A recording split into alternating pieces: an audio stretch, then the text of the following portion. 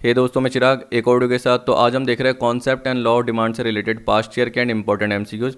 Around 25 MCQs हैं, जिसमें से 15-16 तो पास्ट ईयर के हैं और बाकी कुछ इंपॉर्टेंट कवर किए हुए हैं। तो देखो, पिछली वीडियोज़ में हमने कॉन्सेप्ट ऑफ डिमांड से लेकर लॉ ऑफ डिमांड का लास्ट पार्ट यानी मूवमेंट और शिफ्ट वहाँ तक सारा पार्ट कवर कर लिया था। प्राइस इलास्टिसिटी कवर नहीं करा क्योंकि वो हम अगली वीडियो में कवर करेंगे। फिर उसके बाद उसके एमसीक्यूज भी अलग से कवर करेंगे। तो इन जो क्वेश्चन दिख रहे हैं आपको 25, इसमें आपको इलास्टिसिटी से रिलेटेड नहीं दिखेंगे। ठीक है, तो यहाँ पे आप पहला क्वेश्चन देखिए क्या बोल रहा है। ये बोल रहा है, in which of the following commodities when a consumer spend so much that negative income effect overwhelms the positive substitution effect so as the underlying demand curve is positively sloped. यहाँ पे आपको चार ऑप्शन दे रखे हैं, inferior, superior, Giffen और normal. जून 19 का आपका क्वेश्चन है। तो देखिए, इसमें जरा सी दिक्कत ये है कि ये तो ठीक है, नेगेटिव इनकम इफेक्ट ओवरवेल्म्स यानी एक तरीके से सुपरसीड करता है या ग्रेटर देन होता है। लेकिन जनरली मैंने आपको सब्स्टिट्यूशन इफेक्ट जब भी बताया तो नेगेटिव बताया।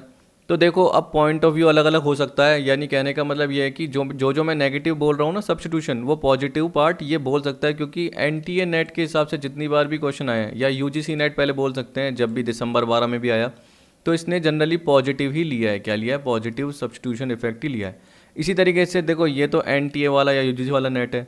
वैसे ही मैंने नेट कौन सा इंटरनेट वाला नेट देखा, उसमें गूगल में बहुत बार सर्च किया, अराउंड 5-6 घंटे लगाए।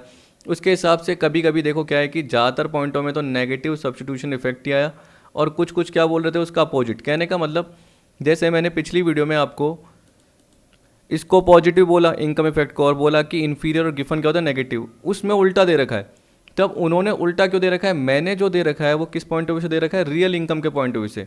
कि पॉजिटिव क्यों होता है? क्योंकि रियल इनकम बढ़ जाती है। आपको पता है रियल इनकम क्यों बढ़ती है? क्योंकि मान लो कोई चीज़ 20 रुपये की है और मान लो आपके पास 20 रुपये ही है, तो आप उसकी एक यूनिट कंज्यूम कर पा रहे हो। लेकिन जैसे ही मान लो उसकी प्राइस 5 रुपये की हो गई, वैसे इतनी तो कम नहीं होगी, लेकिन मैं बोल रहा हूँ जान पूछ के, तो 5 रुपये की हो गई, तो 5 इंटू 1 5। तो इसका मतलब क्या हुआ? आपकी 15 रुपीज़ की सेविंग हो गई। पहले आप क्या 20 इंटू 1 20 रुपीज़ खर्च करते थे, अब आप 5 इंटू 1 5 रुपये खर्च करोगे। तो आपकी रियल इनकम एक तरीके से कितनी बढ़ गई? यानी आपकी कमोडिटी की प्राइस कम होने से जब आपकी परचेजिंग पावर बढ़ जाती है तो आपकी रियल इनकम क्या बोलते हैं? बढ़ गई है।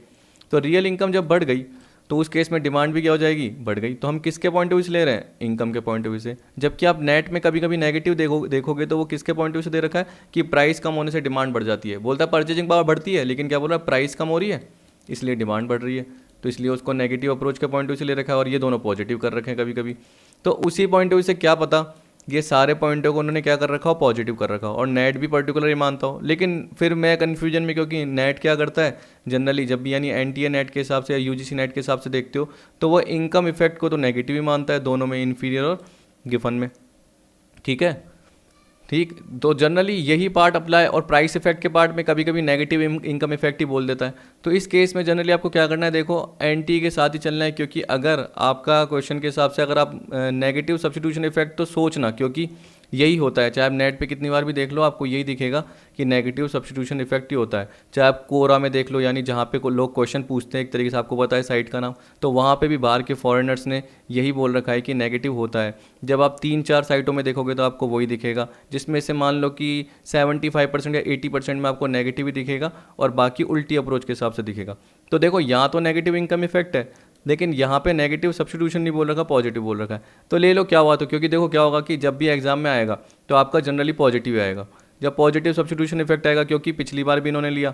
अब अगर आप इसको क्या करते हो? चैलेंज करते हो। आपने बोला कि मेरा गलत हो गया, चैलेंज जो करते हो, तो वो पास्ट ईयर के हिसाब से एक तरीके से आपका गलत हो जाएगा। क्यों? क्योंकि पास्ट ईयर में आ चुके हैं, जून 19 में आ चुके हैं, बीच में एक और बार आ चुका है, कम से कम 3 क्वेश्चन मैंने कवर किए हुए। तो कोई भी अगर चैलेंज करेगा तो सक्सेसफुल नहीं होगा, क्योंकि पास्ट ईयर में एक तरीके से इन्होंने इसके हिसाब से सही किया है। ठीक, तो आप चाहे कितना भी डेटा दे दो, आपका वैसे ही गलत हो जाएगा। तभी मैं बोल रहा हूँ कि यहाँ पे गिफन गुड्स ही होगा, क्योंकि आप चाहे देख लेना इनकम इफेक्ट, अब आप चाहे नेगेटिव और पॉजिटिव भूल जाओ, ऐसे पढ़ लेना, income effect is greater than substitution effect, जिससे जो अंडरलाइंग डिमांड कर्व है वो क्या बनेगा? पॉजिटिवली स्लोप बनेगा। तो आप चाहे देख सकते हो, यहाँ पे आपको बताया कि income effect is greater than substitution, तो पॉजिटिवली स्लोप बन रहा है, तो उस केस में क्या हो गया आपका? Giffen goods. ये जो प्राइस इफेक्ट है एक तरीके से at the end demand curve को डिनोट करता है। तभी तो देखो, नॉर्मल गुड्स मैंने नेगेटिव बोला, अब कई जगह मेरे को नॉर्मल गुड्स पॉजिटिव दिख रहा था नेट में, बताओ गूगल पे। तो इसलिए गूगल देवता की थोड़ी सी शरण लेंगे, लेकिन क्या होता है उसमें से 80% 20% चीज़ें कभी कभी गलत हो जाती है। तो उस हिसाब से मैंने पर्टिकुलर पॉइंट कवर किया, तो यहाँ पे हम गिवन गुड्स बोलेंगे। और क्या पता, देखो जैसे सब्स्टिट्यूशन इफेक्ट ले रहा हूँ मैं, क्या बोल रहा हूँ कि प्राइस एक तरीके से मान लो कम हो गई एक्स की, क्योंकि सब्स्टिट्यूशन मतलब क्या होता है, हम देखते हैं कि जो रिलेटिव प्राइस मतलब क्या होता है, एक्स और वाई की प्राइस दोनों की सेम है, लेकिन एक्स की प्राइस कम होने से, मतलब पिज़्ज़ा और बर्गर मान लो, एक्स पिज़्ज़ा है और वाई बर्गर है, मैंने आपको बताया था, तो पिज़्ज़ा की प्राइस कम होने से इसकी डिमांड बढ़ जाएगी, क्योंकि उसके कंपेरिजन में, एक्स के कंपेरिजन में वाई क्या लगने लग जाएगा, महंगा लगने लग जाएगा। ठीक है, क्योंकि प्राइस का जो रेशो है, रिलेटिव प्राइस बोलते हैं, वो एक तरीके से वाई की महंगी लगने लग जाएगी, किसके कंपेरिजन में, एक्स की कंपेरिजन में, ये तो बोलेंगे। तो वाई की प्राइस तो वही है, जबकि एक्स की कम है, तो मैं तो नेगेटिव ही तो बोलूँगा। अगर मैं दूसरे कमोडिटी के पॉइंट ऑफ व्यू से बोलूँगा तो मैं तो नेगेटिव ही बोलूँगा, पर ये पॉजिटिव किस पॉइंट ऑफ व्यू से बोल रहा है, ये मुझे ज़्यादा समझ में नहीं आया। ठीक, चाहे मैं खुद की कमोडिटी के पॉइंट ऑफ व्यू से भी देखूंगा तो मैं क्या बोलूँगा, प्राइस कम होने पे डिमांड बढ़ गई है, प्राइस बढ़ने पे डिमांड कम हो गई, क्योंकि लोग दूसरे गुड्स की तरफ चले आएंगे, जनरली यही होगा, क्योंकि वहाँ पे जो प्राइस का रेशो है रिलेटिव, वो एक तरीके से फ़र्क पड़ रहा है, रिलेटिव प्राइस से बहुत ज़्यादा फर्क पड़ रहा है उसके डिफरेंस के कारण। तभी मैं क्या बोल रहा हूँ कि यहाँ पे जो आंसर क्या आएगा वो गिवन गुड्स ही आएगा, और आप पॉजिटिव ही चाहे ले लेना। ठीक, एक पार्ट का सार, यानी कहने का मतलब, अगर आपके पर्टिकुलर किसी क्वेश्चन में दिक्कत हो रही है तो इतना ज़्यादा हेडक मत लीजिए।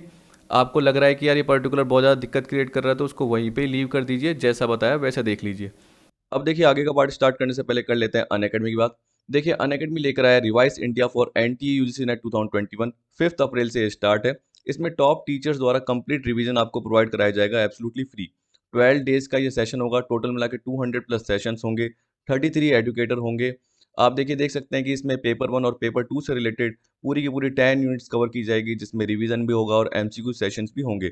21 सब्जेक्ट होंगे। तो आगे की स्लाइड में इसके सब्जेक्ट्स बता देता हूँ। पेपर 1 तो होगा ही कॉमन, इसके अलावा देखिए आपके स्पेसिफिक सब्जेक्ट से रिलेटेड, जैसे commerce, English, history, Hindi, education, geography, इसी तरीके से economics, management, Sanskrit, law, Punjabi, इस तरीके से जो भी आपके स्पेसिफिक सब्जेक्ट हैं उनसे रिलेटेड भी सेशंस होंगे, एमसीक्यूज का पार्ट भी कवर होगा। तो अभी एनरोल कर सकते हैं, लिंक आपको क्या दे रखा है, डिस्क्रिप्शन में दे रखा है।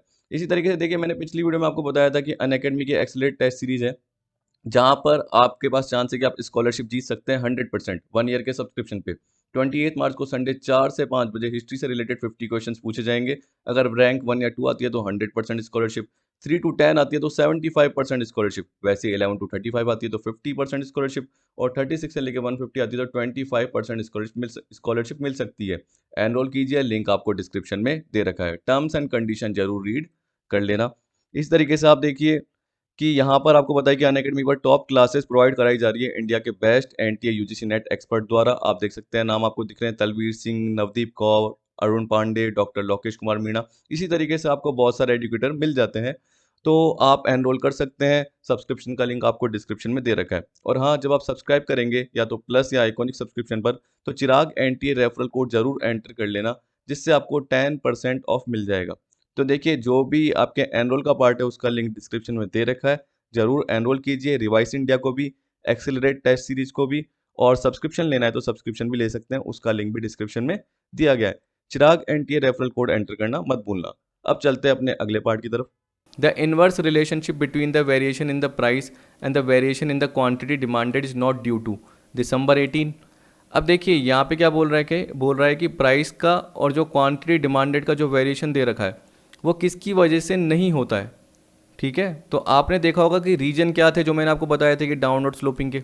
चलो एक बार मैं चाहे वहाँ पे आपको ले जाता हूँ और बता जाता हूँ ऊपर ऊपर के पॉइंट। अब देखिए यहाँ पे बोल रहा है कि डिमांड कर्व डाउनवर्ड जाता है लेफ्ट से राइट, कहने का मतलब वहाँ क्वेश्चन में बोल रहा है कि इनवर्सली, मतलब प्राइस और क्वांटिटी डिमांड का रिलेशनशिप क्या है, एक तरीके से डाउनवर्ड स्लोपिंग है। तो वो किसकी वजह से, लॉ ऑफ डिमिनिशिंग। आपने कईयों ने गलत किया, आपने क्या कर दिया, लॉ ऑफ कंजम्पशन पे टिक कर दिया, वो गोसेंस के। आपको पता है कि law of diminishing marginal utility Gaussian का फर्स्ट लॉ है, तो उसी की वजह से तो क्या होता है, एक तरीके से डिमांड में मैंने आपको बताया था कि एडिशनल यूनिट कंज्यूम करने पर जो एडिशनल यूटिलिटी मिल रही है वो क्या हो रही है, डाउन होती जा रही है। तो मैंने आपको बताया था मार्जिनल यूटिलिटी मनी क्या रहती है, कांस्टेंट रहती है, कि 1 रुपये में कितनी यूटिल्स मिल रही है। तो इसके हिसाब से अगर आप डिवाइड करोगे यूटिलिटी को, यानी मार्जिनल यूटिलिटी को जो यूटिल से डिवाइड करोगे, कौन से, 1 रुपये में कितनी की यूटिल्स मिल रही है, जैसे मैंने आपको बताया था 5 की यूटिल्स। ठीक है, एक एग्जांपल के फॉर्म में। और मैंने बताया था कि सपोज करो कि 1 से 2 यूनिट पे बढ़े तो मार्जिनल यूटिलिटी कितनी है, 20, या 0 से 1 की तरफ बढ़े तो 20 है, तो 20/5, मतलब आप उसके 4 रुपये देने के लिए तैयार हो। ये पर्टिकुलर पॉइंट आ गया इस तरीके से। अगर है ना मार्जिनल यूटिलिटी 15 है तो 15/5 आप 3 रुपये देने के लिए तैयार हो। तो इसका मतलब क्या हुआ, एडिशनल क्वांटिटी के लिए आप कम रुपये देने के लिए तैयार हो। तो इसका मतलब क्या है कि प्राइस कम होने पे डिमांड बढ़ती है। तो वही हमें सोच के करना है, आप दिमाग लगाइए। आप बोलोगे सर ऐसे तो गोसेन का सेकंड लॉ भी होता है, वो होता है law of equi marginal utility. Diminishing generally किस केस में होता है, सिंगल कमोडिटी के केस में, जब भी आप देखते हो। फिर आप जब क्या करते हो, मल्टी या दो या उससे ज़्यादा कमोडिटी देखते हो, तो क्या आएगा, law of equi marginal utility. तो गोसेन का फर्स्ट लॉ, क्योंकि देखो प्रपाउंड इसने किया था, ठीक है, गोसेन ने, एच गोसेन नाम है याद रखना, लेकिन मार्शल ने एलोबरेट किया था, मार्शल ने थोड़ा सा क्या करा था, एक्सप्लेन ज़्यादा किया था, समझ गए। और जब आप लॉ ऑफ इक्वी मार्जिनल बोलते हो, वो भी क्या है, गोसेन ने दिया, उसका सेकंड लॉ बोलते हो उसको। इसी तरीके देखो इनकम इफेक्ट भी होता है, सब्स्टिट्यूशन इफेक्ट भी होता है, दोनों मिला के क्या बनाता है, प्राइस इफेक्ट। कंज्यूमर चेंज हो रहे हैं, मल्टीपल यूज़ हो रहा है, तो ये सारा पॉइंट आ गया। इसके अलावा मैंने बोला और भी आ सकते हैं, जब आप एग्जाम में देखोगे तो क्या पता आपको और भी दिखने लग जाए, लेकिन देखो अभी तो आपको सेम ही दिख रहे हैं। प्राइस इफेक्ट भी है, लॉ ऑफ सब्स्टिट्यूशन भी है, गोसेंस लॉ ऑफ कंजम्पशन भी है, यानी ये कौन सा है अपना, law of diminishing marginal utility का पार्ट है। Entry and exit of wire ये नहीं आएगा, जनरली किस में होता है, परफेक्ट कॉम्पिटिशन मार्केट, इसमें होता है कि एंट्री एग्जिट आराम से कर सकते हो, ठीक। तो यहाँ पे हम सेकंड, मोनोपोली में क्या बोलते हैं, एंट्री एग्जिट नहीं होती, जो सिंगल मोनोपोलिस्ट होता है तो दूसरा डीलर कोई एंटर नहीं कर पाता, जनरली ये होता है। तो सेकंड का हम बोलेंगे, सेकंड अपना आंसर है, क्योंकि आप बोला नॉट ड्यू टू, ठीक, सेकंड मतलब बी बोल दीजिए।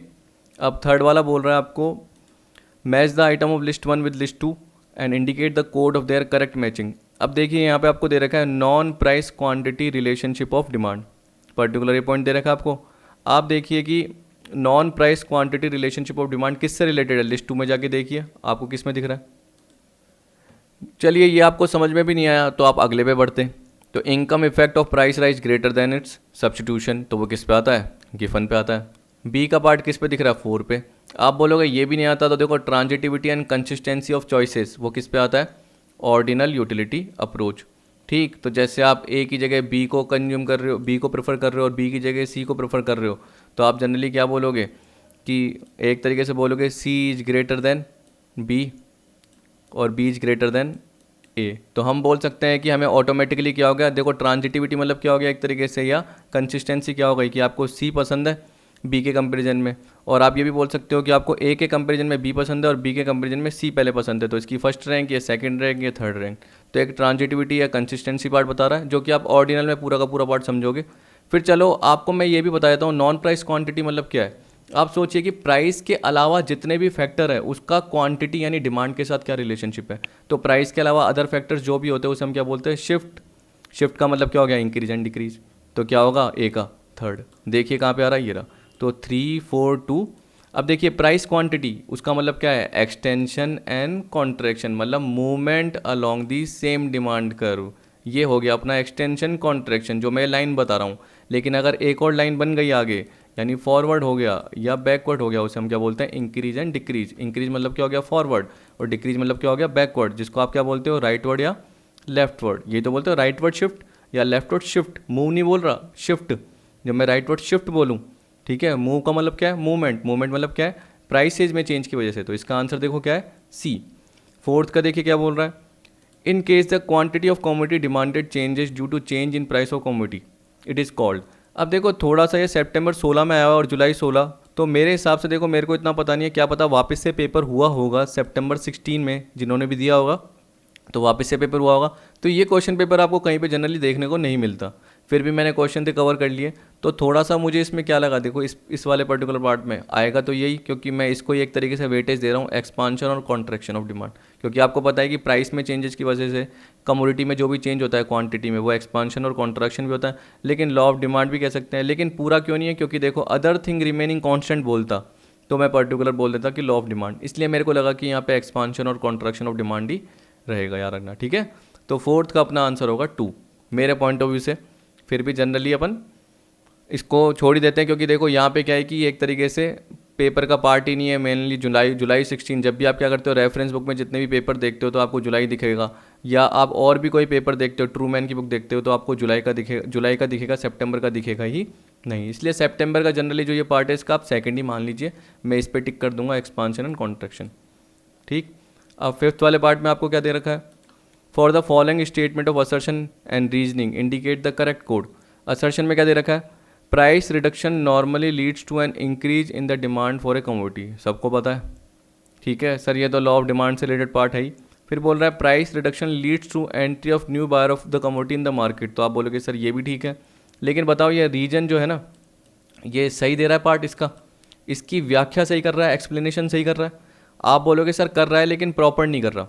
क्यों नहीं कर रहा? क्योंकि देखो यहाँ पे बोल रहा है कि नए बायर की एंट्री होती है। मैं तो ये भी बोलूँगा कि पुराना बायर भी एक तरीके से क्या होगा, ज़्यादा कंज्यूम करने लगेगा, ये भी हो सकता है। ठीक है, इसके अलावा ये मान के चलो, इसके अलावा ये मान लो इनकम इफेक्ट भी हो सकता है, पर्टिकुलर चेंज की रियल इनकम बढ़ जाएगी। तो अगर ये सब रीजन देता कि प्राइस कम होने से रियल इनकम बढ़ जाती है, सब्स्टिट्यूशन इफेक्ट होता है, ठीक है, नए बायर आते हैं, ये तो चलो दे ही दिया पर्टिकुलर, तो इसके साथ और भी चीज़ें देनी चाहिए थी, तब हम बोलते हैं कि पूरा का पूरा एक्सप्लेनेशन दे रहा है। तो यहाँ पे जब ये एग्जाम में क्वेश्चन आया तो इसमें जनरली ये था कि A and R correct and R does not offer full explanation. C नहीं, सॉरी, डी है, A and R correct but R does not offer full explanation, क्योंकि इसमें सिर्फ एक ही एक्सप्लेनेशन दी हुई है, लेकिन साथ में अगर मैंने आपको दिखाया, अभी रीजन दिखाए थे आपको, तो पर्टिकुलर उसमें क्या है, प्राइस इफेक्ट का मतलब क्या हो गया, सब्स्टिट्यूशन इफेक्ट भी होना चाहिए, इनकम इफेक्ट भी होना चाहिए। तो इनकम इफेक्ट भी है, सब्स्टिट्यूशन इफेक्ट भी है। इसके अलावा आपको पता है कि जो पहले से ही कंज्यूमर है वो भी जनरली क्या करेंगे, और भी गुड्स की डिमांड बढ़ाने लग जाएंगे, क्योंकि वो दोनों इफेक्ट से अफेक्टेड होंगे। फिर law of diminishing marginal utility का भी पार्ट है, तो वो पर्टिकुलर आपको दिया हुआ होना चाहिए था वो सारा पार्ट। तो यहाँ पे फिफ्थ का जो आएगा आपका वो जनरली आएगा डी। फिर सिक्स्थ में देखिए क्या बोल रहा है, और देखिए एक और चीज़, जब आप फिफ्थ और सिक्स्थ वाले पार्ट को देखेंगे असर्शन को, तो देखिए ए क्यों सही है, price reduction normally leads to, ये बोल रहा है। और यहाँ देखिए the quantity of commodity demanded invariably changes inversely to changes in its price, same ही है, लेकिन यहाँ पे एक बस वर्ड का फ़र्क आ गया, ये क्या है इनवेरिएबली और ये क्या है नॉर्मली। तो आपको पता है कि नॉर्मली प्राइस रिडक्शन किसकी वजह से होता है, डिमांड के बढ़ने की वजह से, लेकिन अदर फैक्टर की वजह से क्या होता है, जो स्लोप है वो अपवर्ड भी हो सकता है, डाउनवर्ड की जगह ये भी तो हो सकता है। लेकिन यहाँ पे क्या बोल दिया, हमेशा, हमेशा होता है क्या कभी? तो आपने क्या करा, इसका आंसर गलत दिया होगा कईयों ने क्या बोलोगा, ए सही है, जबकि मैं क्या बोलूँगा, ए गलत है। यहाँ पे क्यों सही है, क्योंकि नॉर्मली तो होता है, लेकिन कभी कभी क्या होता है वो अपवर्ड भी हो सकता है, जैसे एक्सेप्शन के केस में। जबकि यहाँ पे क्या बोल दिया, quantity of commodity demanded invariably changes inversely to changes in its price. इसका मतलब हमेशा ही जब भी प्राइस चेंज होती है तो डिमांड क्या होती है, एक तरीके से अपोजिट जाती है, यानी प्राइस बढ़ती है तो डिमांड कम होती है, और प्राइस कम होती है तो डिमांड बढ़ती है। बताओ हमेशा होता है क्या? इनवेरिएबली मतलब क्या होता है, लगभग हमेशा। बताओ हमेशा होता है क्या? नहीं, एक्सेप्शन भी तो होता है। आपने बोला सर एक्सेप्शन आपने बहुत सारे बताए हुए, गिफन गुड्स से रिलेटेड बता दिया आपने वेबलन गुड्स बता दिए, जनरली आपने कंस्पीशियस गुड्स बता दिए। तो आपने इस तरीके से अलग अलग पार्ट बताए। आपने इसके अलावा बोला कि अदर फैक्टर्स भी होते हैं, ठीक है, उनकी वजह से भी फ़र्क पड़ता है कि टेस्ट एंड प्रेफरेंस अगर वही है तो उसी प्राइस पे डिमांड भी बढ़ती जाएगी, या उसी हायर प्राइस पे आपको लग रहा है कि फ्यूचर में प्राइसेस बढ़ेगी तो उसी हायर प्राइस पे, आज की प्राइस पे ही आप ज़्यादा डिमांड करने लग जाओगे। तो ऐसे बहुत सारे फैक्टर है, तो हमेशा उल्टा नहीं होता, सीधा भी हो सकता है, याद रखना। तो जब भी इनवेरिएबल है तो गलत है, नॉर्मली है तो सही है। तो हम क्या बोलेंगे, ए गलत है। Second, the price effect is the net result of, देखो, positive substitution effect and negative income effect. देखिए तभी मैंने क्या बोला, अब देखो यहाँ पे ये पार्ट आ गया, substitution effect plus income effect is equal to क्या आता है, प्राइस इफेक्ट। अगर आप पॉजिटिव का पार्ट और नेगेटिव ध्यान रखोगे तो फिर क्या होगा, आपको बहुत ज़्यादा कन्फ्यूज हो जाओगे। तो मैंने आपको पर्टिकुलर ये बोला कि देखो नेगेटिव इनकम इफेक्ट तो होता ही है, लेकिन हम क्या पढ़ते हैं, नेगेटिव सब्स्टिट्यूशन यहाँ पे क्या दे रखा है, एंटी नेट के हिसाब से पॉजिटिव। तो जनरली इसने उल्टी अप्रोच के हिसाब से लिया होगा, अपने हिसाब से, मैंने बताया ना, नेट के हिसाब से कंटेंट। तो ये भी क्या करते हैं, क्वेश्चंस जो इकोनॉमिस्ट होते हैं उनके हिसाब से ढूंढते हैं, तो जिसकी जैसी अप्रोच उस हिसाब से इन्होंने क्वेश्चन प्रोवाइड कर दिए। आप देखना कि जनरली बहुत सारी बुक्स होती है, जैसे पियर्सन की बुक हो गई या अलग अलग बुक होती है, जब भी आप नेट पे कंसिडर करते हो तो उसमें क्वेश्चन बहुत सारे दिखते हैं। तो आप देखना जैसे दिसंबर 15 में आया, जब भी आया उससे बहुत पहले ही ये क्वेश्चन आ चुका होगा किसी न किसी दूसरे एग्जाम्स में। तो जनरली ये वही का वही उठा देते हैं और उसके हिसाब से सही कर देते हैं। तो इसका मतलब क्या होगा, अगली बार जब भी आपका आएगा तो आपका पॉजिटिव वाला ही सही रहेगा। तो हम क्या बोलेंगे, ए फॉल्स है और आर ट्रू है, क्योंकि इसमें मैं कुछ नहीं कर सकता, ठीक है, इसमें मैं चाहते हुए भी कुछ नहीं कर सकता। तो ए फॉल्स है और आर ट्रू है, तो इसलिए अपना आंसर क्या होगा, इसका सी होगा। इसी तरीके से एक और आया है, वो दिसंबर 12 में आया है, उसमें भी जनरली यही है, उसमें भी पॉजिटिव सब्स्टिट्यूशन इफेक्ट ही है। अब आपको 7th में बोल रखा है, the inverse relationship between variation in the price and quantity demanded is not due to income effect, substitution effect, future expectation, law of diminishing marginal utility. अभी हमने देखा था कि प्राइस और क्वांटिटी डिमांडेड में कैसे इनवर्स रिलेशनशिप होता है, आपको पता है इनकम इफेक्ट से और सब्स्टिट्यूशन से, जो दोनों मिला के क्या बनते हैं, प्राइस इफेक्ट, ठीक है। फ्यूचर एक्सपेक्टेशन के थ्रू तो क्या होता है, आपको लगता है कि यार फ्यूचर में प्राइसेस क्या हो जाएगी, एक तरीके से बढ़ जाएगी, तो अभी भी आप उसी प्राइस पे डिमांड ज़्यादा करने लग जाओगे, ठीक है। या आप ये भी कर सकते हो कि आपको लग रहा है फ्यूचर में प्राइसेस कम होगी तो आप उसी प्राइस पे डिमांड गिराने लग जाओगे, तो चेंज थोड़ी हुआ। तो आपको पता है कि इन्वर्स रिलेशनशिप इसमें आता ही नहीं है, जबकि इनकम में आता है, सब्स्टिट्यूशन में आता है और लॉ ऑफ डिमिनिशिंग में तो आता ही आता है। तो अपना आंसर क्या होगा, क्योंकि बोला नॉट ड्यू टू, किसकी वजह से नहीं है, हम बोलेंगे फ्यूचर एक्सपेक्टेशन की वजह से नहीं होता, क्योंकि इसमें क्या होती है फिर सीधी अप्रोच आ जाती है डायरेक्ट, जबकि हम इनवर्स देख रहे हैं यानी इनडायरेक्ट देख रहे हैं। तो आंसर क्या होगा इसका, सी 7 का। 8th का देखिए क्या बोल रहा है, ये बोल रहा है demand curve has negative slope showing inverse relationship between price and quantity demanded. बिल्कुल ठीक है, जब आप नॉर्मल अप्रोच से पढ़ रहे हो तो यही होगा। देखो वहाँ पे मैंने गलत क्यों करा था, क्योंकि वहाँ पे बोल दिया था इनवेरिएबली। जब भी इनवेरिएबल बोले तो बोले लगभग हमेशा, ऐसा थोड़ी होता है। तो डिमांड कर्व हमें पता है कि जनरली डाउनवर्ड स्लोपिंग ही होता है, तो नॉर्मल ही होता है, ठीक है। तो जब भी ये लाइन आए इस टाइप की आपको, तो आपको पता है कि नॉर्मल लाइन है। लेकिन इसमें अगर एक बार जोड़ दे कि इनवेरिएबली, इनवेरिएबली का मतलब क्या होता है, हमेशा, तो वो तो गलत ही होगा, क्योंकि डिमांड कर्व हमेशा डाउनवर्ड स्लोपिंग नहीं होता, कभी कभी अपवर्ड भी होता है, याद रखना हमेशा। तो आपको पता है कि देखो this applies only to Giffen goods, गलत है, क्योंकि गिफन गुड्स में मैंने आपको क्या बताया, अपवर्ड होता है। क्या होता है, प्राइस बढ़ने पर एक तरीके से डिमांड बढ़ती है और प्राइस कम होने पर डिमांड कम होती है। आपको पता है क्यों, क्योंकि मैंने आपको बताया था कि जब भी प्राइस बढ़ती है तो उस वक्त गिफन पैराडॉक्स हुआ था, जहाँ पे मैं बोला था कि ब्रेड और मीट का एग्जांपल दिया था और पोटैटो का एग्जांपल दिया था मैंने। तो ब्रेड या पोटैटो जनरली एक तरीके से क्या है, हम बोल सकते हैं हाईली इन्फीरियर गुड्स हैं, जहाँ पे जो वहाँ के पर्सन और कुछ कंज्यूम नहीं कर सकते थे। अगर प्राइस बढ़ती तो वो दूसरे चिकन को ज़्यादा कंज्यूम कर ही नहीं पाते, क्यों, क्योंकि उनकी इनकम इतनी ज़्यादा नहीं थी। तो प्राइस बढ़ने पर भी उन्होंने क्या करा, पोटैटो या ब्रेड को ही कंज्यूम करा। तो इसका मतलब क्या, प्राइस भी बढ़ रही है और डिमांड भी बढ़ रही है। तो इस केस में कौन सा अप्लाई होता है, आपका गिफन गुड्स का पार्ट अप्लाई होता है। जबकि यहाँ पे क्या बोल रखा है कि ऊपर जो बोल रखा है वो तो लॉ ऑफ डिमांड से रिलेटेड है, जबकि ये एक तरीके से उसका एक्सेप्शन है। तो हम क्या बोलेंगे, ए ट्रू है और आर क्या है, फॉल्स है। तो 8th का अपना क्या आएगा, बी। इस तरीके से सोचना पड़ता है। 9 देखिए, there are no exception to law of demand in the case of. तो आपको भी मैंने बताया, देखो जैसे गिफन गुड्स होता ही है, article of conspicuous consumption generally होता ही है, ये आपको मैंने बताया। और ignorance of the buyer, buyer कभी कभी क्या होता है, पर्टिकुलर हम बोलते हैं कि नॉलेज होती है उसको, लेकिन जनरली वो रैशनल नहीं होता, कभी कभी इरेशनल होता है। ब्रांडिंग की वजह से, ऐड की वजह से वो सोचने लग जाता है कि यार ये अच्छी क्वालिटी का होगा, या दूसरों के यानी पड़ोसियों की वजह से, पड़ोसी कोई चीज़ लेके आता है तो वो। और कंस्पीशियस कंजम्पशन का मतलब एक तरीके से क्या हो गया, जो नॉर्मल आप फर्नीचर, टीवी, वॉशिंग मशीन जो भी आप परचेज कर रहे हो, तो ये बोल रहा है कि आप इनको जनरली रेगुलर कंज्यूम करते रहते हो और इनके बिना आप रह नहीं सकते हो। तो इनकी प्राइसेस चाहे बढ़ती भी रहे तब भी आप डिमांड इसकी कम नहीं करोगे, डिमांड इसकी बढ़ेगी ही बढ़ेगी। तो इसलिए ए सी डी आपके क्या है, एक तरीके से एक्सेप्शन है। और ये जो नॉर्मल गुड्स है वो एक्सेप्शन नहीं होता, क्योंकि उसमें क्या होता है, प्राइस कम होने पर डिमांड बढ़ती है और प्राइस बढ़ने पर डिमांड कम होती है। तो 9th का होगा बी। अब 10th देखिए क्या बोल रहा है, वही लिस्ट 1 और लिस्ट 2 दे रखा है। इंक्रीज इन डिमांड, आपको मैंने बताया था कि जब भी मैं इंक्रीज या डिक्रीज की बात करता हूँ तो एक कर्व है उसके साथ शिफ्ट की बात कर रहा हूँ। तो देखो शिफ्ट कहाँ होगा, राइट वर्ड की तरफ। तो यहाँ पे राइट वर्ड शिफ्ट, तो ए का क्या आएगा, सेकंड। आप देखिए ए का सेकंड कहाँ दिख रहा है, ये देखो ये सेकंड यहाँ पे ऊपर दे रखे हैं इस बार, फर्स्ट सेकंड थर्ड फोर्थ, तो ये रहा।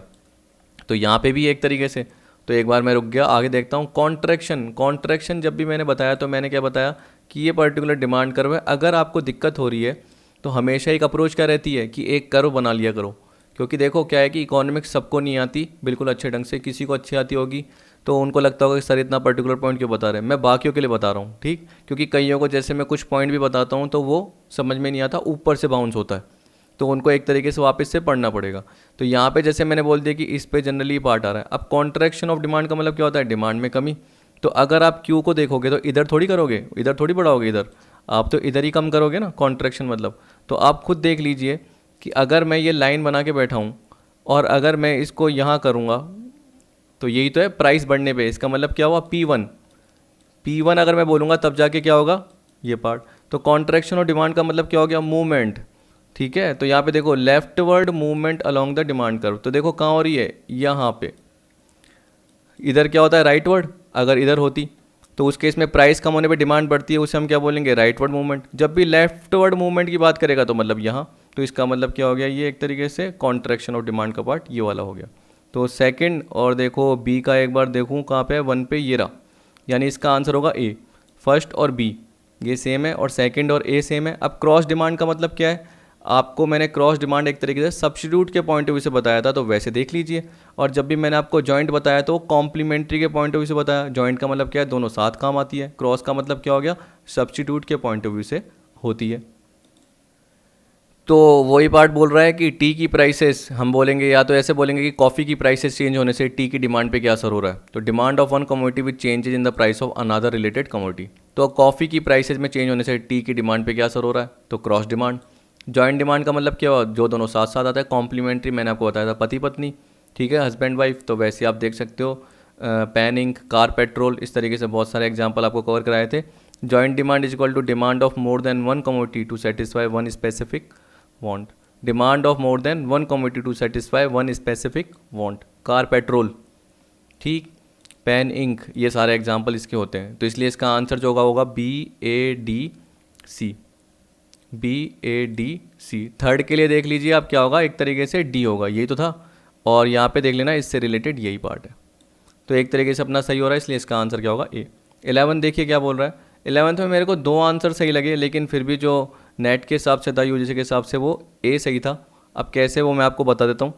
यहाँ पे देखो कॉन्ट्रैक्शन और डिमांड बोल रहा है। कॉन्ट्रैक्शन का मतलब क्या होता है, एक तरीके से मैंने आपको बताया कि जब भी अभी डिमांड का पार्ट बताया था, तो मैंने आपको बताया था यहाँ शिफ्ट हुआ। यहाँ का मतलब क्या हो गया कि पहले आपकी ये पार्ट थी प्राइस की, जैसे ही आपकी प्राइस बढ़ी तो क्वांटिटी क्या हो गई, कम हो गई, यही था ना।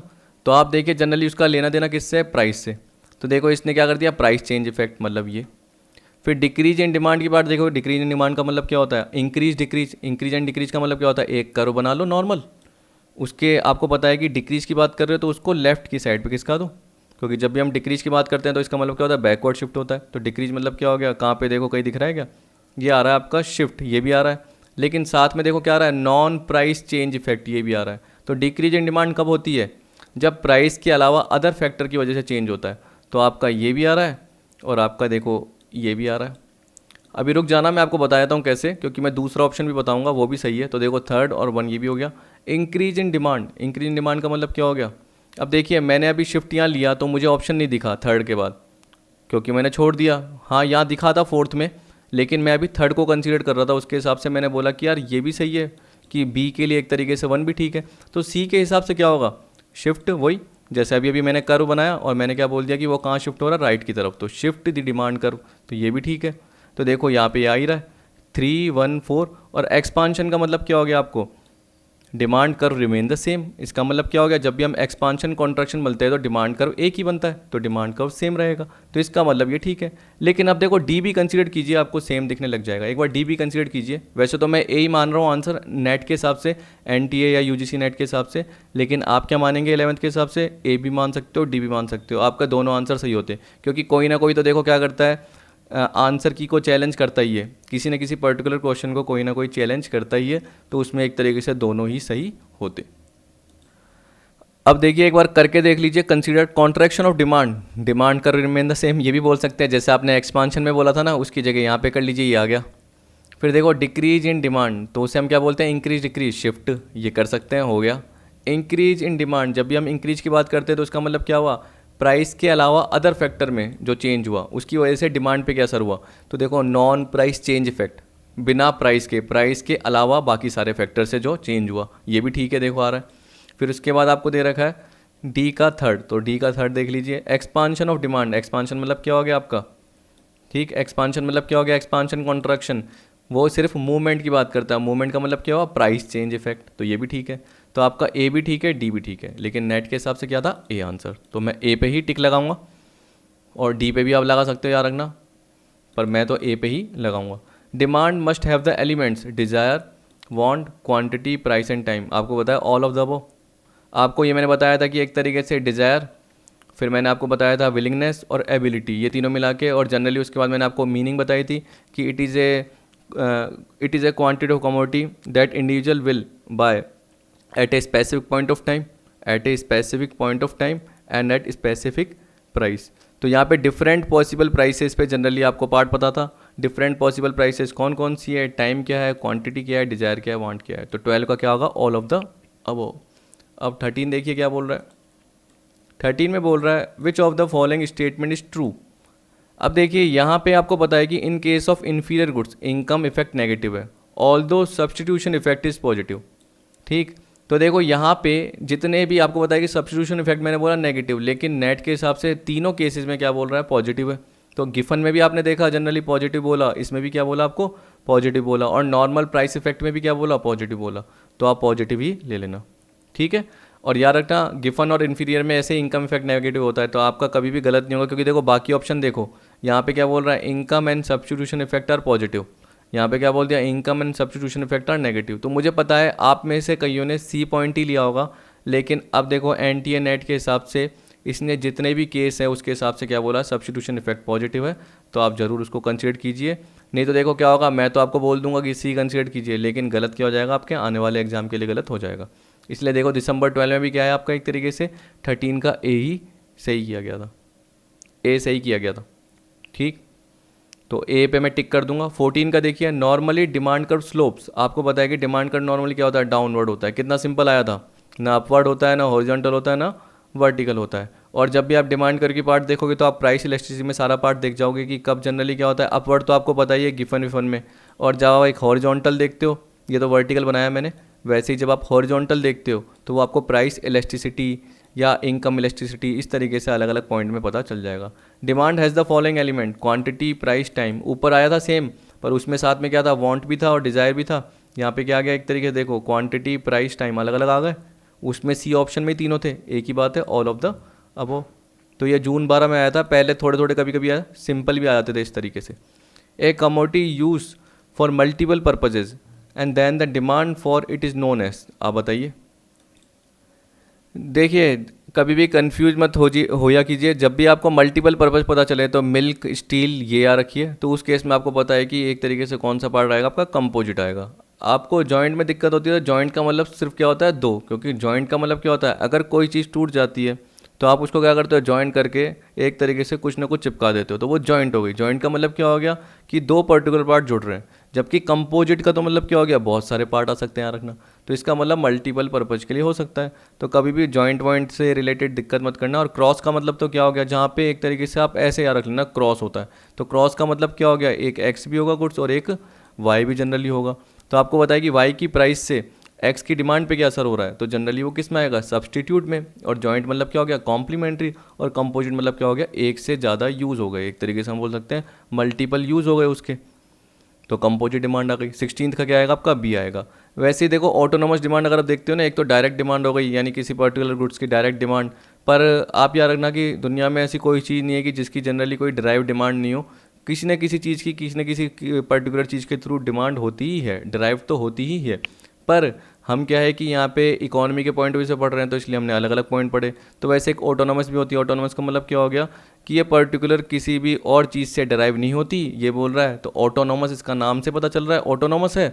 तो आपने जनरली वो पढ़ा होगा एक तरीके से एमपीसी और एमपीएस वाला फंक्शन, जिसमें आप देखते हो ऑटोनोमस इन्वेस्टमेंट कि पर्टिकुलर चाहे कितना भी एक तरीके से आपका पॉइंट है, इतना तो नहीं, सॉरी ऑटोनोमस कंजम्पशन, तो आप कंजम्पशन तो करते हो, चाहे आपका जीरो लेवल का इनकम है तब भी आप कंजम्पशन करते हो। तो डिमांड का मतलब क्या हुआ कि इतनी पर्टिकुलर डिमांड तो होगी ही होगी, चाहे कुछ भी हो।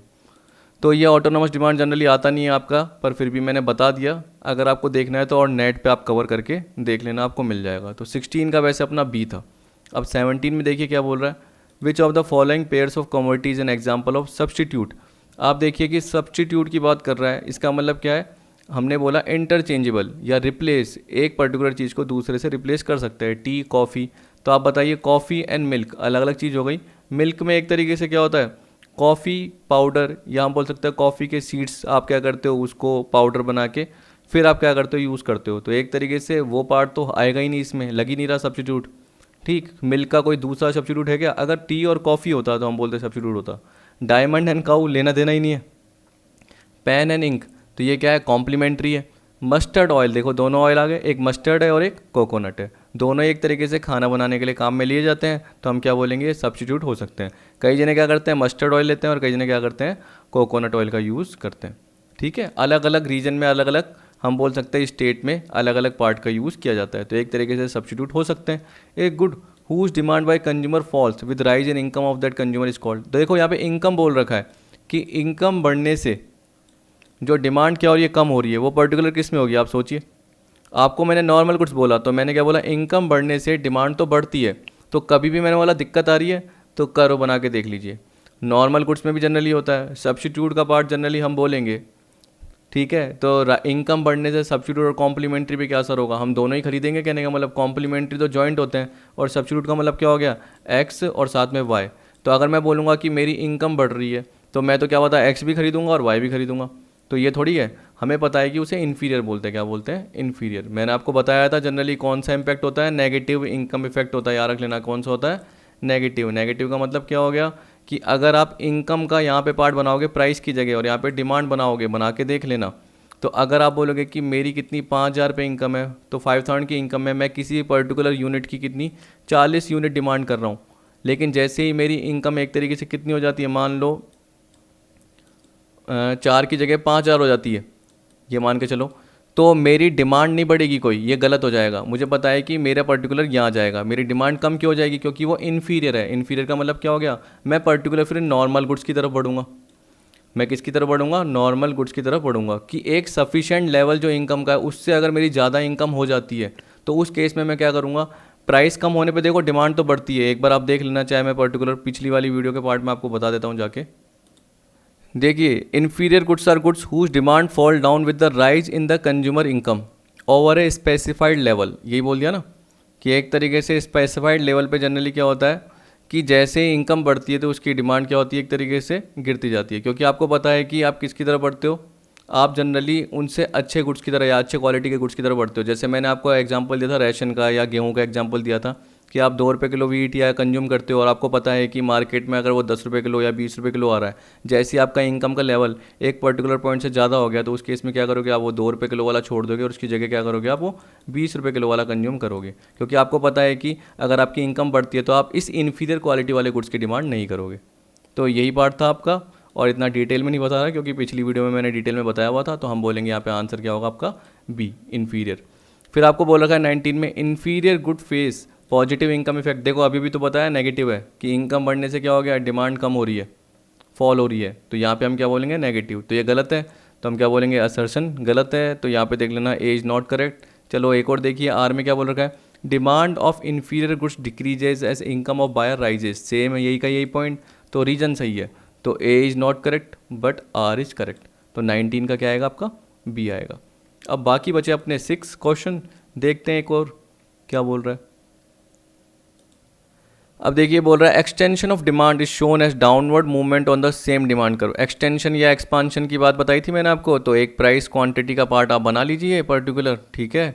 अब आपको पता है कि एक्सटेंशन की जब भी बात करते हैं तो एक्सटेंशन मतलब क्या होता है, डिमांड बढ़ रही है, तो डिमांड जब आपकी बढ़ेगी यानी आप ये क्यू बताओगे और यहाँ पे ये Q1 बनाओगे, तो आपको पता है कि अगर आपने ये लाइन खींच ली, ठीक, तो इस पर्टिकुलर पॉइंट पे आएगा, क्योंकि पहले प्राइस ये थी अब प्राइस ये थी, तो पहले PQ या हम बोल सकते हैं OP पे OQ थी, अब जैसी OP1 करी तो क्या हो गया, OQ1 हो गया। तो आप देख सकते हैं कि यहाँ पे क्या हुआ, यहाँ पे extension demand is shown as downward movement on the same demand curve. तो ये डाउनवर्ड मूवमेंट हो रहा है 20 का, बिल्कुल ठीक है, तो ए करेक्ट है। डाउनवर्ड मूवमेंट होता ही है, जब भी अपवर्ड मूवमेंट होता है उसे हम बोलते हैं कॉन्ट्रैक्शन, याद रख लेना। तो कभी कभी अगर आपको समझ में नहीं आता तो कर्व बना के देखिए, कभी भी गलती नहीं होगी। Reason, extension of demand is caused due to change in other factors affecting demand. अब ये बोल रहा है कि एक्सटेंशन ऑफ डिमांड किसकी वजह से होता है, आपको पता है कि वो प्राइसेस की वजह से होता है। यहाँ पे बोल रहा है is caused due to change in other factor, नहीं, हम तो क्या बोलेंगे, सिर्फ प्राइस में चेंज होने की वजह से हो रहा है। अभी मैंने क्या बताया, प्राइस कम हुई तो डिमांड बढ़ी, मैंने थोड़ी बोला टेस्ट एंड प्रेफरेंस चेंज हुआ, इनकम चेंज हुई, या मैंने आपको बोला रिलेटेड गुड्स की प्राइसेस चेंज हुई, फ्यूचर एक्सपेक्टेशन कम ज़्यादा हुई, या स्टॉक एक तरीके से हमें लगा कि आगे आने वाले टाइम पे कम हो जाएगा, गवर्नमेंट की पॉलिसीज़, जैसे मेरे को याद है वैसे आपको याद रहना चाहिए। तो हम क्या बोलेंगे कि ए करेक्ट है, डाउनवर्ड हो रहा है, और आर क्या है, इनकरेक्ट है, आर गलत है, क्योंकि सिर्फ प्राइस की वजह से होता है। तो A is correct, R is not correct. कहाँ गया, ये रहा 20 का अपना क्या आएगा, ए आएगा। और याद रख लेना इसे हम बोलते हैं movement along the same demand curve, क्योंकि मैं बार बार आपको पार्ट नहीं बताऊंगा।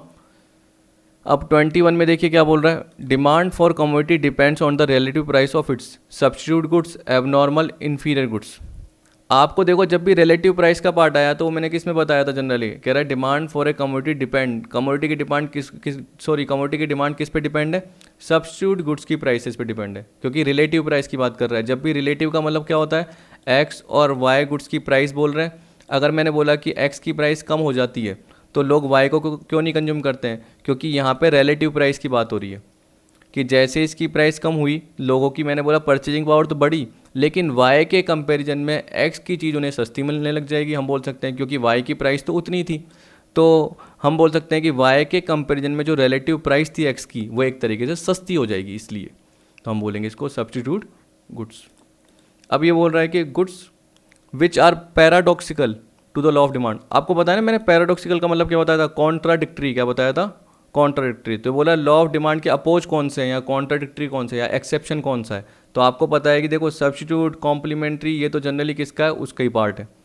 Goods which are paradoxical to the law of demand, तो हम कौन सा देंगे इसमें, 22 में गिवन गुड्स। कई जिन्होंने क्या करा होगा, ऑल ऑफ द अबव कर दिया होगा।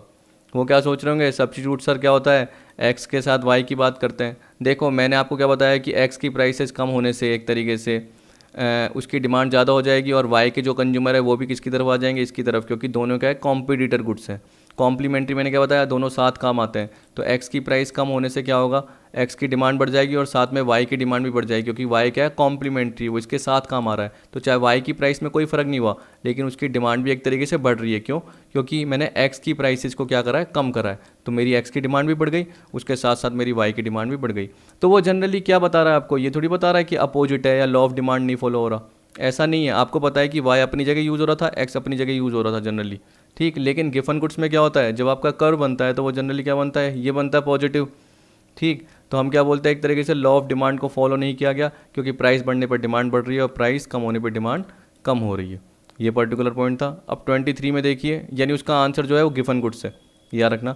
अब 23 का देखिए, विच of the following is A correct statement. आप देखिए, कुछ मैंने आपको जनरली नहीं बताया, लेकिन आपको फिर भी पता रहने चाहिए थे। कैसे, देखिए पहला क्या बोल रहा है, डिक्रीज, क्योंकि आपको करेक्ट स्टेटमेंट बताना है। Decrease in input price causes A leftward shift in the supply curve. आपने बोला सर आपने तो सप्लाई कर्व बताया ही नहीं है। देखिए आपको इतना तो अंदाजा होना चाहिए ना कि सप्लाई किससे रिलेटेड है, प्रोड्यूसर से रिलेटेड। इनपुट प्राइस का मतलब क्या है, क्योंकि अगर आ गया तो आपको पता नहीं होना चाहिए, पता होना चाहिए। इनपुट प्राइस का मतलब क्या होता है, आपको पता है कि जो रॉ मटेरियल, लेबर, ठीक है, या जो भी आप फैक्टर और प्रोडक्शन अप्लाई कर रहे हो, तो अगर आपको पता है कि वो कम हो गई, मान लो कि कैपिटल पे जो इंटरेस्ट है उसकी कॉस्ट कम हो गई, लेबर की तो चलो नहीं कम होती, ये मान के चलो, पर ये मान के चलो आपने लेबर एक तरीके से पर्टिकुलर वही लगाया और कुछ हटा दिए, तो आपकी कॉस्ट अपने आप एक तरीके से रिड्यूस हो गई। या मटेरियल आपको क्या हो गया, एक तरीके से सस्ती बोल सकते हैं प्राइसेस पे, या हम बोल सकते हैं लो प्राइस पे एक तरीके से आपको मिल गया। तो इनपुट प्राइसेस डिक्रीज होने से क्या होगा, तो देखो आप बोलोगे सर सप्लाई कर तो ऐसे बनता है जनरली, ये राइट वर्ड की बात करते हो और ये किसकी बात करते हो, लेफ्ट वर्ड की। ये आपके राइट हैंड पे और ये आपके लेफ्ट हैंड पे, ठीक है। तो आपको पता है कि सप्लायर कब सप्लाई बढ़ाएगा, जब हम बोल सकते हैं या तो वो गुड्स की प्राइसेस, मतलब सेलिंग प्राइस बोलते हैं, याद रखना। प्राइस बढ़ने का मतलब क्या होता है, कंज्यूमर के लिए प्राइस क्या एक तरीके से मान लो उसकी कॉस्ट है, परचेज की कॉस्ट है, जबकि सप्लायर के जो सेलिंग प्राइस क्या है उसके लिए इनकम है, उसके लिए रेवेन्यू है। तो अगर प्राइस बढ़ेगी तो वो और ज़्यादा सप्लाई करने ही करेगा। या दूसरा क्या होगा, जब उसका मार्जिन बढ़ जाएगा, तो मार्जिन कैसे बढ़ेगा, जब उसकी इनपुट प्राइसेस कम हो जाएगी, जब उसकी कॉस्ट कम होगी, तो कॉस्ट और जो रेवेन्यू मतलब सेलिंग प्राइस है उसके बीच का गैप बहुत ज़्यादा होगा, तो उस केस में उसे बेनिफिट होगा। बेनिफिट होगा तो वो कहाँ शिफ्ट होगा, राइट वर्ड होगा ना, लेफ्ट वर्ड थोड़ी होगा। लेफ्ट वर्ड का तो मतलब क्या, सप्लाई कम हो रही है, तो हम क्या बोलेंगे, ये गलत है, लेफ्ट वर्ड नहीं होगा, राइट वर्ड शिफ्ट होगा। एक तो ये चीज़, ठीक है, तो ये गलत है, हमें करेक्ट स्टेटमेंट बनाना है। दूसरा, demand for commodities inversely related to price of its substitute. आप बताइए, मैंने अभी आपको बताया था कि मैंने बार बार ये बताया कि इन्वर्सली की जगह डायरेक्टली होता है सब्स्टिट्यूट में, कॉम्प्लीमेंट्री में इन्वर्सली होता है। कैसे, क्योंकि आप सोचिए, देखो बोला डिमांड फॉर एक कमोडिटी, एक कमोडिटी की डिमांड इन्वर्सली रिलेटेड है किससे, सब्स्टिट्यूट की प्राइस पे। ऐसा हो ही नहीं सकता। आपको पता है कि आप फिर क्या करें, एग्जाम्पल लेके देखिए। आपको पता है कि जो सब्स्टिट्यूट गुड्स होते हैं वो कौन से हो गए, जैसे मैंने आपको बताया था अभी, क्या बताया था, मैं खुद ही बार बार पर्टिकुलर कन्फ्यूज हो जाता हूँ। तो देखो मैंने आपको जनरली बताया था, एक तो क्या बोलते हैं उसको, अरे हाँ, वो टी और कॉफ़ी और कुकीज़ से रिलेटेड पार्ट, यानी वही ब्रिटानिया, ये जो पार्ट था पर्टिकुलर, तो कभी कभी दिमाग से निकल जाता है। तो आप देखिए कि आपको पता है कि हम एक्स और वाई की जनरली बात कर रहे हैं, तो अगर वाई की प्राइसेस बढ़ जाती है, कहने का मतलब आप टी और कॉफ़ी से रिलेटेड बोल रहे हो, तो कॉफ़ी की प्राइसेस अगर बढ़ जाती है तो कॉफ़ी की डिमांड कम हो जाएगी। और क्यों, क्योंकि कॉफ़ी के जो कंज्यूमर है वो किसकी तरफ शिफ्ट हो जाएंगे, एक्स की तरफ शिफ्ट हो जाएंगे। और एक्स की डिमांड क्या हो जाएगी, बढ़ जाएगी। तो आपको पता है देखो वाई की प्राइस बढ़ने से एक्स की डिमांड बढ़ गई, क्योंकि वाई की प्राइस बढ़ने से वाई की डिमांड कम हुई, वहाँ के कंज्यूमर कहाँ शिफ्ट हुए, एक्स की तरफ। तो एक्स की प्राइस में कुछ चेंज नहीं हुआ था, एक्स की प्राइस कांस्टेंट थी, लेकिन उसकी भी डिमांड बढ़ गई। तो आप सोचिए कि मैंने अभी क्या बोला कि जो क्वांटिटी, एक तरीके से क्वांटिटी नहीं सॉरी, वाई की प्राइस बढ़ने से इसकी डिमांड क्या हो गई, कम हो गई। तो प्राइस बढ़ने से एक्स की डिमांड पे क्या असर हुआ, एक्स की डिमांड बढ़ गई। तो ये बोल रहा है कि जो सब्स्टिट्यूट गुड्स है उसकी प्राइसेस बढ़ने से आपका जो एक्स गुड्स है उसकी डिमांड पे क्या असर होगा, हम क्या बोलेंगे, वो डायरेक्टली रिलेटेड होगा। क्या होगा, डायरेक्टली रिलेटेड होगा। और अगर आपको दिक्कत हो रही है तो क्या करना, यहाँ पे जनरली आप क्वांटिटी डिमांडेड कर देना, किसकी, टी की, और यहाँ पे आप वाई की प्राइस बोल रहे हो ना, तो कॉफ़ी की प्राइस एक बार ले लेना और इसके हिसाब से देखना कर्व ऐसे बनेगा डायरेक्टली, यानी सीधा बनेगा।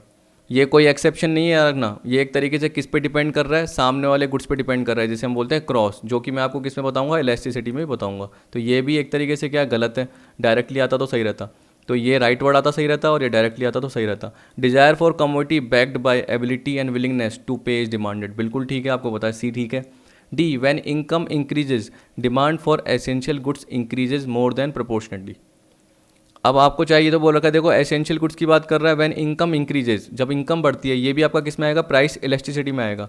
जब भी आप खुद सोचिए कि अगर आपकी इनकम बढ़ती है तो जो एसेंशियल गुड्स होते हैं, मतलब जो नॉर्मल आप कंज्यूम करते हो, तो वो आप इतनी ज़्यादा डिमांड नहीं करते जितने आप एक तरीके से मैं बोल सकता हूँ कंस्पीशियस या लग्जरी गुड्स की डिमांड करते हो। तो अगर आपकी इनकम थोड़ी सी बढ़ी तो आप डिमांड किसकी ज़्यादा करोगे, उन गुड्स की ज़्यादा करोगे, टीवी, रेफ्रिजरेटर। लेकिन एसेंशियल गुड्स तो आपको पता है पल्सेस, राइस, वीट रोज़ ही कंज्यूम कर रहे हो, तो ये थोड़ी कि आप 2 किलो मंगाते हो तो उसकी जगह आप 10 किलो मंगा लोगे, ऐसा नहीं होगा। मान के चलो कि सपोज करो कि प्राइस है पर्टिकुलर, ठीक है, 100 रुपये चल रही है, 100 रुपये पर केजी किसी भी पल्स की और दाल की यानी, और आप 1 केजी कंज्यूम करते हो। अब अगर आपकी इनकम 10,000 से कितनी हो गई, मान लो 11,000 हो गई, तो कितना हो गया, 10,000 से 11,000, 1,000 बढ़ गई। 1,000 बढ़ने का मतलब क्या है, बेस निकालना जानते हो ना, 1,000 अपॉन 10,000 इंटू 100, यानी कितना हो गया एक तरीके से 1,000 अपॉन 10,000 इंटू 100, 10%। कि आपकी अगर इनकम 10% बढ़ी है तो उसके पॉइंट ऑफ व्यू से अगर आप 1 केजी दाल कंज्यूम करते थे, कितने, 1 केजी दाल कंज्यूम करते थे, तो अब आप ये थोड़ी है कि 1 केजी से ज़्यादा कंज्यूम करने लग जाओगे। जब आप 1 केजी करते थे तो क्या पता आप 1.10 केजी बढ़ाओगे, क्या पता 1.5 बढ़ाओगे, 1.05 बढ़ाओगे। मैंने वैसे एग्जांपल गलत ले लिया क्योंकि मुझे क्या है, एग्जांपल ऐसे लेना चाहिए था कि जैसे मान लीजिए इसको एग्जांपल को थोड़ा सही कर लेते हैं, मॉडिफाई। 10,000 की इनकम पे आप क्या कर रहे थे, 10 केजी कोई भी चीज़ कंज्यूम कर रहे थे नॉर्मल, ठीक है, जो एसेंशियल गुड्स में आता था, पल्सेज ये सब मिला के, जितनी भी दालें मिला के। अब अगर आपकी इनकम 12,000 हो गई, इसका मतलब 2,000 ज़्यादा हो गई, तो 2,000 अपॉन 10,000 तो कितना हो गया, 2,000 अपॉन 10,000, 20%। 20% अगर आपकी इनकम राइज हुई है तो उस केस में अगर आप 10 केजी की जगह 12 केजी करोगे तो वो यूनिटरी इलास्टिक होगा। क्या होगा, यूनिटरी। अगर आप 13 केजी करोगे तो इसका मतलब क्या, 3 अपॉन 10 इंटू 100, यानी 10 केजी पिछला बेस था और आपने 13 केजी कंज्यूम करा, इनकम बढ़ने की वजह से 2,000 की इनकम बढ़ गई, तो आपने 3 केजी ज़्यादा कंज्यूम करा, तो 3 अपॉन 10 इंटू 100 30% हो गया। तो वो एक तरीके से क्या बता रहा है, 30 अपॉन 20 1.5। 1.5 का मतलब क्या हो गया, आपने एक तरीके से ज़्यादा, हम बोल सकते हैं कि इनकम कम बढ़ी है और कंज्यूम क्या करा है, ज़्यादा करा है। तो ऐसा थोड़ी होता है एसेंशियल में। एसेंशियल में जनरली क्या होता है, आप 10 केजी कंज्यूम कर रहे हो तो आप क्या करोगे, उसके बाद 11 केजी, 1 केजी और बढ़ा दोगे जनरली। 11 केजी का मतलब क्या हुआ, 1 अपॉन 10 इंटू 100 10%। तो आपकी इनकम में 20% चेंज हुआ है, लेकिन क्वांटिटी जो कंज्यूम कर रहे हो उसमें कितना हुआ, 10% ही चेंज हुआ है। तो जनरली जब भी एसेंशियल गुड्स होता है उसमें प्रोपोर्शनेट कम चेंज होता है, ज़्यादा नहीं होता। तो when income increases demand for essential goods increases more then नहीं, लेस देन प्रोपोर्शनेटली। वो एक तरीके से क्या होता तो है इंक्रीज, लेकिन इतना ज़्यादा नहीं होता। हम बोलते हैं जितना प्राइस के प्रोपोर्शन में चेंज हुआ है, प्राइस नहीं, यहाँ पे इनकम है, जितना इनकम के प्रोपोर्शन में चेंज हुआ है उससे डिमांड के प्रोपोर्शन में इतना चेंज नहीं होता। डिमांड चेंज तो होती है, बढ़ती तो है, लेकिन इतनी ज़्यादा नहीं बढ़ती, या कम तो होती है लेकिन इतनी ज़्यादा कम नहीं होती। अगर इनकम डिक्रीज तो डिमांड भी डिक्रीज, इनकम इंक्रीज तो डिमांड भी इंक्रीज, लेकिन प्रपोर्शन में नहीं। लेकिन देखो मैं आपको इलास्टिसिटी में समझाऊंगा ढंग से, क्योंकि वहाँ पे एग्जांपल भी दे रखे होंगे। 23 का यहाँ पे आएगा आपका सी, याद रखना सी सही है। फिर आपका 24 का दे रखा है, which one of there is an exception to the law of demand. यहाँ पे कौन सा एक्सेप्शन है, आपको पता है कि डेमोन्स्ट्रेशन जब भी आप देखते हो, ठीक है, आप डेमोन्स्ट्रेशन देखते हो, उसके थ्रू अफेक्ट हो जाते हो। जनरली आपको पता है कि आप कहीं जाते हो, मोबाइल देखते हो, एप्पल आईफोन देखते हो या वन प्लस देखते हो, उसका डेमो देखते हो, आप बहुत ज़्यादा इंप्रेस हो जाते हो, अगले दिन आप परचेज करने की करते हो, या जब भी आपके पास मनी आता है परचेज करने की करने लग जाते हो। एडवर्टीजमेंट देखते हो तो बहुत ज़्यादा इंपैक्ट हो जाता है। पास वाला कोई पड़ोसी लेके आता है, डेमो लेते हो, एक तरीके से खुद चला के देखते हो, आपकी अच्छी लगती है, आप परचेज करने लग जाते हो। तो उस केस में क्या होता है, चाहे प्राइसेस बड़े भी हो तब भी आप डिमांड बढ़ाते हो। किसकी वजह से? डेमोन्स्ट्रेशन इफेक्ट की वजह से। गिफन गुड्स, आपको ये बताइए। फ्यूचर स्कैरसिटी, ये भी आपको पता है कि फ्यूचर में प्राइसेस आपको लग रहा है कम होने वाली है, तो उस केस में आप क्या करोगे, डिमांड बढ़ा दोगे। आपको लग रहा है कि फ्यूचर में स्टॉक अवेलेबल नहीं होगा, तो उसी प्राइस पे आप क्या करोगे, पर्टिकुलर स्टॉक को जमा करने लग जाओगे। ऐसे ही तो लगेगा आपको। तो ए बी सी हम क्या बोलेंगे, ऑल ऑफ दी अबव। ये तीनों ही एक तरीके से एक्सेप्शन थे। फिर आपका 25 last, which of the following does not influence the individual demand for A product. आपको ये बोल रहा है कि इसमें से कौन सा इंडिविजुअल डिमांड जो प्रोडक्ट को है वो अफेक्ट नहीं करता। तो देखो, प्राइस तो अफेक्ट करती है, प्राइस ऑफ क्लोज सब्स्टिट्यूट ये भी अफेक्ट करता है। जैसे मैंने आपको टी कॉफ़ी बोला, चलो उसमें थोड़ा डिफरेंस है, लेकिन आपको पता है कि एक तरीके से ये इवनिंग स्नैक्स के फॉर्म में या मॉर्निंग में उठने के बाद आप जनरली क्या करते हो, कंज्यूम करते हो। तो एक तरीके से दोनों क्लोज सब्स्टिट्यूट के पार्ट में ही आ गए पास पास। लेकिन जैसे मैंने आपको बोल दिया कि ऑरेंजेस आप यूज़ करते हो और एक उसके अलावा दूसरे भी ऑरेंजेस आते हैं, यानी दूसरे नाम से आते हैं, आपने सुना होगा माल्टा, किन्नू, तो वो एक तरीके से क्लोज सब्स्टिट्यूट के फॉर्म में हो गए, क्योंकि वो ऑरेंजेस की तरह ही बिल्कुल लगते हैं। तो ऐसे बहुत चीज़ें होती है जो क्लोज सब्स्टिट्यूट के फॉर्म में होती है। चलो देखो, एक और क्लोज सब्स्टिट्यूट का, टूथपेस्ट यूज़ करते हो तो आपको पता है कि कोलगेट क्लोजअप, पैकेजिंग इसका फ़र्क होता है, थोड़ा टेस्ट का डिफरेंस होता है, लेकिन एक तरीके से क्लोज सब्स्टिट्यूट ही हो गए। तो ये भी एक तरीके से क्या करते हैं, इंडिविजुअल डिमांड को इन्फ्लुएंस करते हैं। चेंज इन क्लाइमेटिक कंडीशन, आपको पता है कि अगर गर्मी है तो उस केस में क्या हुआ, मैंने बताया था आपको कि कॉटन क्लोथ्स की डिमांड ज़्यादा हो जाएगी, सर्दी है तो विंटर क्लोथ्स की ज़्यादा हो जाएगी। लेकिन देखो, स्टेट ऑफ प्रोडक्शन टेक्नोलॉजी, इसका मतलब क्या है, प्रोडक्शन से रिलेटेड जो भी टेक्नोलॉजी है उसकी अवस्था, उसकी पोजीशन, यानी टेक्नोलॉजिकल एडवांटेज ज़्यादा है या कम है, टेक्नोलॉजी इंक्रीमेंट हो रही है हम बोल सकते हैं, या टेक्नोलॉजी डिग्रेड हो रही है। अगर इंक्रीमेंट हो रही है तो उस केस में क्या हो रहा है, आपकी जो कॉस्ट है गुड्स की वो कम हो रही है। तो वो किससे रिलेटेड है, सप्लायर से रिलेटेड है, सप्लाई से रिलेटेड है। सप्लाई के जब भी आप फैक्टर देखते हो तो उसमें आपको पता है क्या आता है, इनपुट प्राइसेस आती है, ये प्रोडक्शन टेक्नोलॉजी आती है, तो पर्टिकुलर ये सारा पार्ट आता है। तो इसे हम क्या बोलेंगे, अपना जो आंसर होगा जो इन्फ्लुएंस नहीं करता वो क्या करेगा, सी, क्योंकि ये सप्लाई से रिलेटेड है।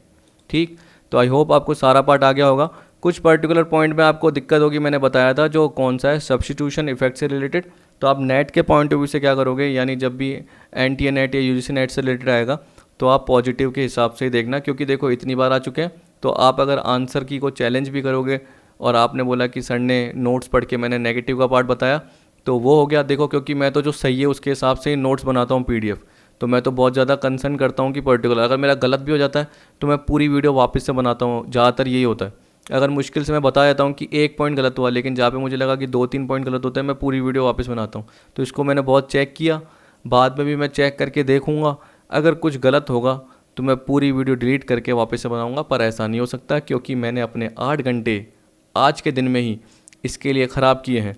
ठीक, तो जो पार्ट सही है उसके हिसाब से मैंने पूरा का पूरा कवर किया। अगर आपको भी कुछ पता चलता है तो वो ज़रूर बताइए, क्योंकि एक तरीके से कॉपरेशन से ही होगा कुछ ना कुछ पार्ट। ठीक, क्योंकि ये नहीं है कि मेरे को सारी नॉलेज है, आपको भी कुछ ना कुछ नॉलेज मुझसे ज़्यादा इकोनॉमिक्स में हो सकती है किसी न किसी पर्टिकुलर पॉइंट पे। ठीक है, तो वीडियो देखने के लिए थैंक यू। अगली वीडियो में पार्ट आएगा आपका price elasticity, income elasticity, cross, arc, बहुत सारी इलास्टिसिटी होती है, वो अलग अलग पार्ट आएगा। 2 वीडियो में कवर करूँगा, क्योंकि इसमें क्वेश्चंस भी कवर कराऊँगा साथ साथ। ठीक है, तो वीडियो देखने के लिए थैंक यू।